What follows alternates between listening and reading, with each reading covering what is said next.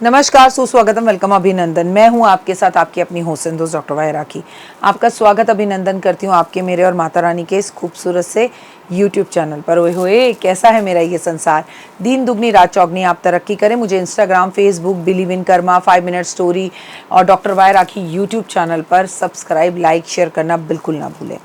जिनके पास बुद्धि होती है उनके पास सब कुछ होता है, जिनके पास बुद्धि होती है उनके पास सब कुछ होता है, किंतु मूर्ख के पास सब कुछ होते हुए भी कुछ भी नहीं होता। कैसे हैं आप? आपका दिन खुशियों भरा रहे, माता रानी की असीम कृपा आप पर बनी रहे और लाइफ में आपको कभी किसी चीज़ की कोई कमी ना हो। लेकिन कार्यक्रम की शुरुआत बिलीव इन कर्मा।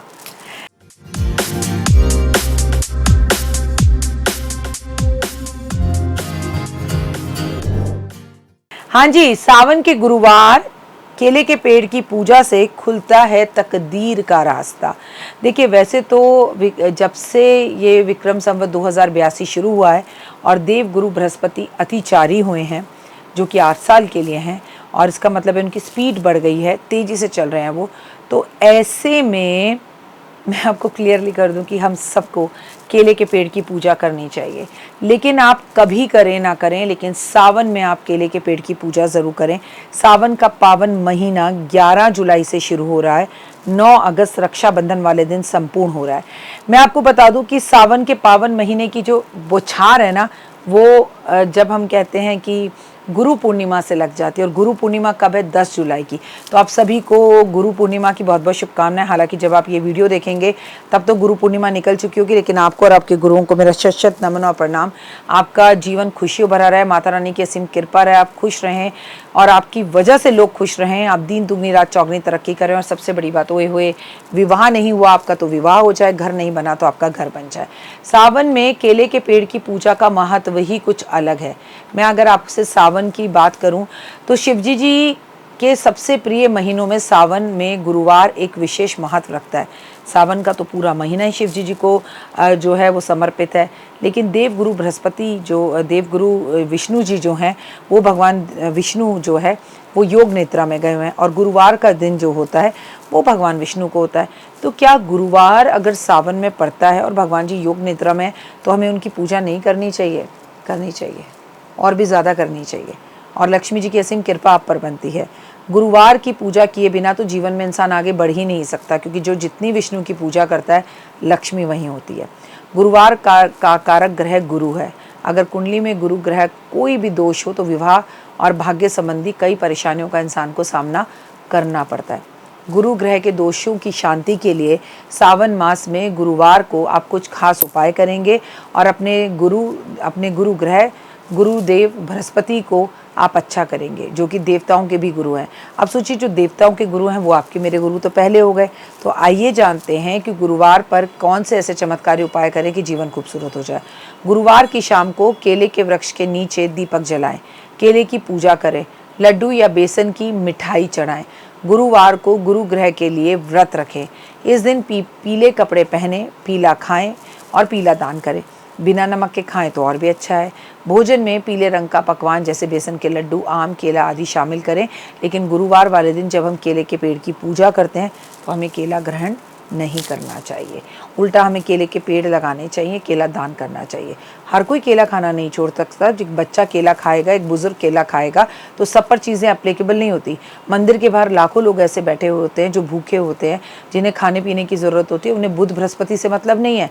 तो आप बृहस्पतिवार वाले दिन केला दान कर सकते हैं। कुछ लोग हैं ना, अरे राखी जी, एक तरफ तो कह रही हैं केला खाए ना और दूसरी तरफ दान करने की बात करें। आपको नहीं खाना, आपको त्यागने की बात कर रही हूँ। जो खाना चाहे वो खा सकता है, और किसी की भूख आप मिटाएं तो मिटा सकते हैं। तो भगवान विष्णु की पूजा करें, और आप पीले रंग का कपड़ा बिछाकर एक लकड़ी की चौकी पर भगवान विष्णु को रखें, घी का दिया जलाएं, प्रणाम करें, भगवान का नमन करें और भगवान को अपने मन की बातें ज़रूर बताएं।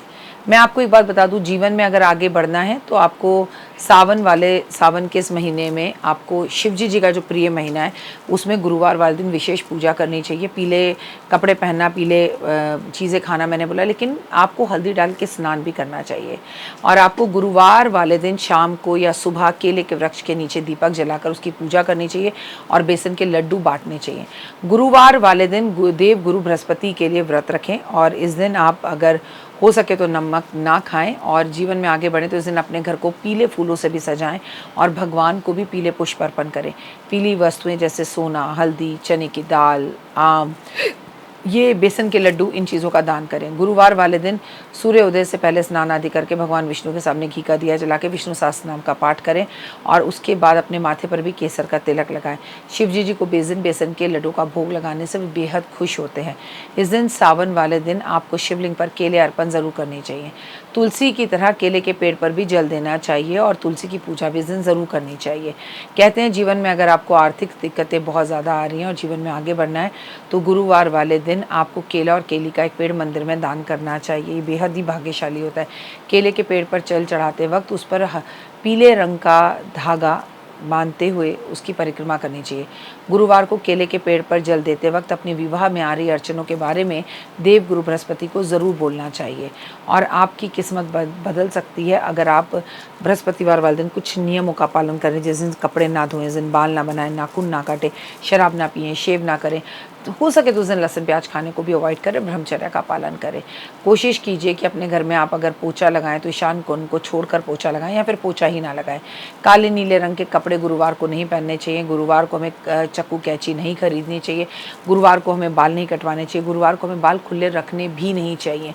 गुरुवार और गुरु ग्रह जो है उसको अच्छा करने के लिए बेसन की रोटी बनाएं या बेसन का चीला बनाएं, उस पर घी लगाएं और घी लगाकर आप ये किसी ब्राह्मण को खाने के लिए देकर आएँ तो भी आपको इसके 100% लाभ मिलते हैं और जीवन के अंदर जीवन बहुत आसान होता है और खुशियाँ मिलनी शुरू होती हैं। लेकिन सबसे बड़ी बात है विष्णु चालीसा पढ़ना, विष्णु जी के नाम लेना और इस दिन अगर आप नवग्रह हवन पीली सरसों से आप जो है हवन सामग्री में पीली सरसों हल्दी डालकर और गुरु के मंत्रों से हवन करें तो ओए होए ओए होए ओए होए जीवन धन्य हो जाएगा। चाहे पूरे के पूरे सावन के जितने भी सावन का महीना है उसके किसी भी एक गुरुवार को ये हवन आप कर लीजिए। सबसे बड़ा महा उपाय ब्राह्मण को पीला हल्दी का तिलक लगाना, पीली धोती दान करना और उनकी पत्नी को पीली साड़ी अर्पण करना भी आपके सोए हुए भाग्य को चमका सकता है। तो जमकर इस बार सावन में पूजा कीजिए।